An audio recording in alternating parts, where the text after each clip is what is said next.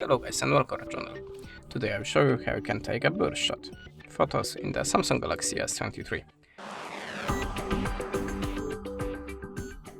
So at the start we have to open the camera app, then tap on this little icon and look for the swipe shutter button to tap on it, select a take burst shot, go back to the camera and now just hold the finger on the shutter button and slide it a little down. Now if you want to choose one of these photos, just open the gallery, tap on this little button and select your favorite photos.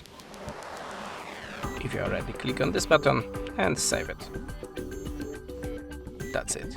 Thanks for watching, leave us a subscribe or a comment, and goodbye.